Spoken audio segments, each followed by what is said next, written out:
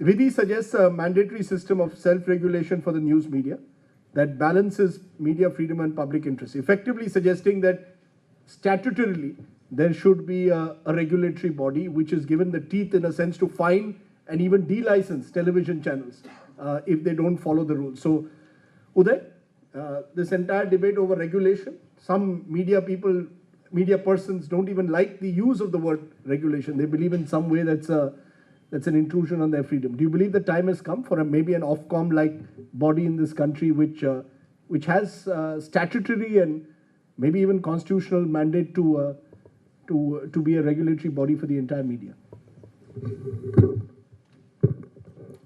Thanks, Rajiv. Look, I think you can't make a case against regulation. Everybody needs to be regulated. And, the key question is who should regulate. And the other point that I would like to make here is whether media is not regulated at the moment enough. If you just look at the television medium, which both of us come from, Rajiv, the number of regulatory authorities that are in the lives of any television operator is probably more than any other sector. You have the Ministry of Information and Broadcasting, which is the licensing authority. You have the Ministry of Home Affairs, which is a licensing authority on whether you are security cleared or not, whether you are fit to operate a television station or not.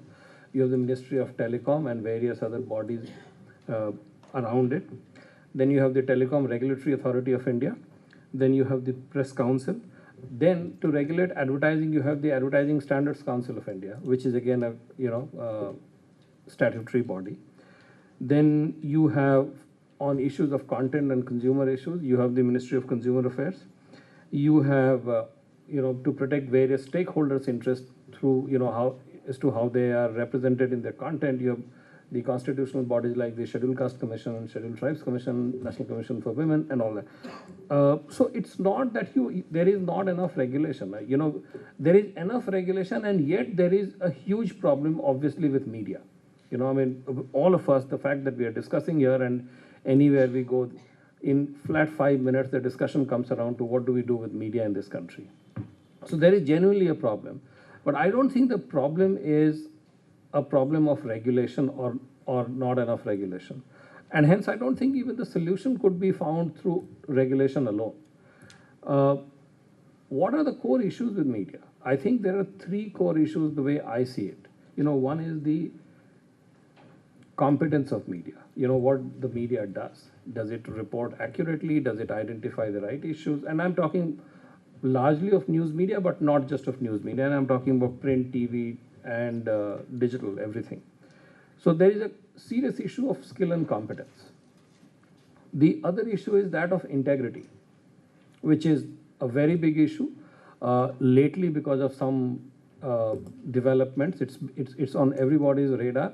But it would be wrong to think that it's become an issue. The integrity of media has become an issue only of late. It's been an issue, very, very serious issue for a long time, but it basically suits such a large number of people who are in such influential position of authority that nobody wants to talk about the integrity of media. And the third thing is the overall health of media, because somewhere both competence and integrity are all linked to the health of media, For the number of newspapers and television channels and radio stations that are there in the country, less than 3% of them break even, let alone make money, or have ever made money. So when you are so bankrupt, then where is the question of your conduct being improved only through regulation? So regulation is an essential component of it, but you cannot change the whole. The concerns around media cannot be addressed only through right set of regulation. Then the second issue is, again, and I'm not saying, I am for regulation. I played a very, very key role in creating 2 self-regulatory bodies, one for news broadcasting and one for entertainment and non-news broadcasting, which are industry-driven self-regulatory bodies. And I think there is both are headed by eminent jurists, and I think they're working better than anything that has worked in the past, at least. So I'm all for regulation, but I'm just saying Regulation alone is not the issue unless you address the issue, as Mr. Bose was talking about the public sector enterprises.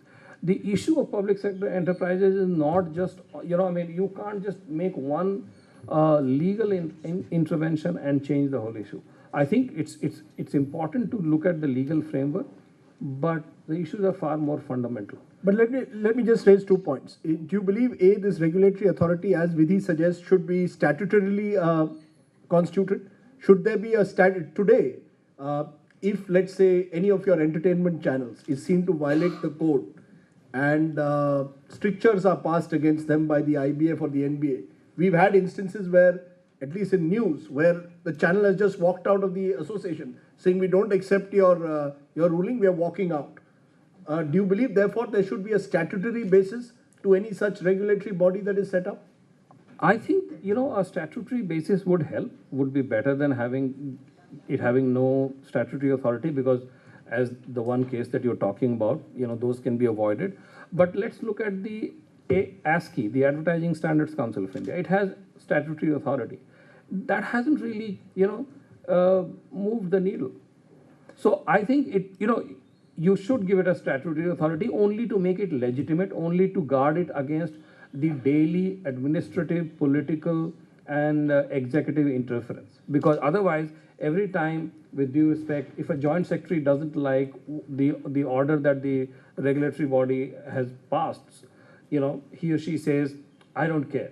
What is this, News Broadcasting Standards Authority, or what is this BCCC of IBF? I don't recognize that. I don't like the order that they have passed. So that statutory authority will address that part of the problem. Right. But that alone. Yeah, the other problem, of course, is, which really doesn't, in a sense, which concerns some of us, is ownership. Exactly. In all this, it's very easy to look at content. But, suddenly, just look at what has happened. From 2004, where there were about 30, 40 channels, today there are 750 channels, 380, 390 channels in the news genre alone, as per the INB list. Ownership, in many cases, opaque. As I keep saying, that the only way you can own a TV channel is now to have a real estate business first, and then put all your the money that you have made into a news channel.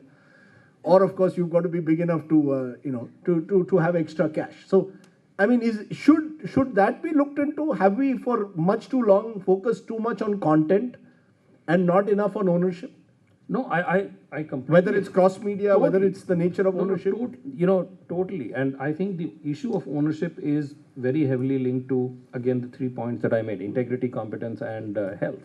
You need to look at the issues of ownership, but for a long time, ownership norms are even now defined, but everybody has, circumvented those norms very easily, starting with, at the district level, a local cable operator who runs a news channel, cable news channel, which is only to blackmail the local officials and businessmen and extract money from them, right up to big corporates who want to own news and media in order to peddle influence. So there is, ownership needs to be addressed. And I think the ownership issue needs to be, the only way you can address it is by, one, creating transparency and creating norms of behavior. My problem with, with an external regulator is that there is a built-in hostility of relationship. Look at the Ofcom case that you pointed out. Mm-hmm. Ofcom has been there for the longest time. No one can make a complaint about Ofcom not being vigilant. You look sideways and you get a notice from Ofcom. But it still did not, prevent some of the most unfortunate things from happening in the British media.